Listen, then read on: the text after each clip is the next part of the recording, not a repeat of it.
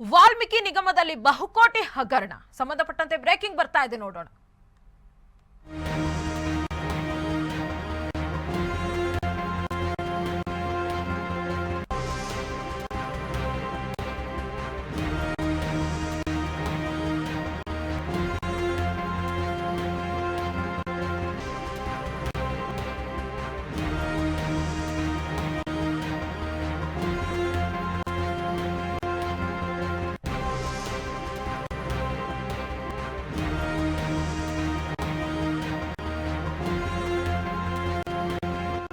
ವಾಲ್ಮೀಕಿ ನಿಗಮದಲ್ಲಿ ಬಹುಕೋಟಿ ಹಗರಣ.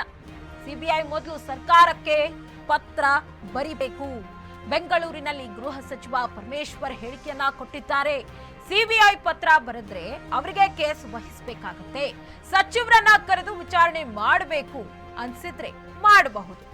ಇದರ ಬಗ್ಗೆ ಸಿಬಿಐ ನಿಯಮ ಏನಿದೆಯೋ ಗೊತ್ತಿಲ್ಲ, ನೋಡಬೇಕು ಅಂತ ಹೇಳಿ ಇದೀಗ ಗೃಹ ಸಚಿವ ಪರಮೇಶ್ವರ್ ಹೇಳಿಕೆಯನ್ನ ಕೊಟ್ಟಿದ್ದಾರೆ.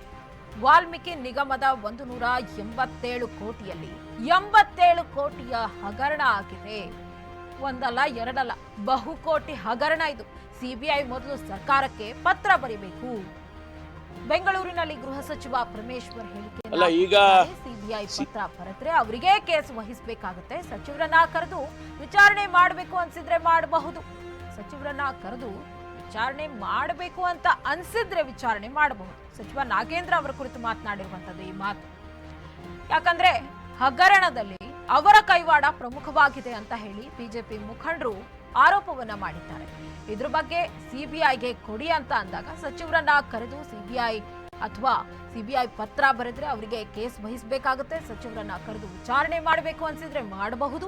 ಇದ್ರ ಬಗ್ಗೆ ಸಿಬಿಐ ನಿಯಮ ಏನಿದೆಯೋ ಗೊತ್ತಿಲ್ಲ, ನನಗೆ ನೋಡಬೇಕು ಅಂತ ಹೇಳಿ ಗೃಹ ಸಚಿವ ಜಿ ಪರಮೇಶ್ವರ್ ಪ್ರತಿಕ್ರಿಯೆಯನ್ನು ಕೊಟ್ಟಿದ್ದಾರೆ.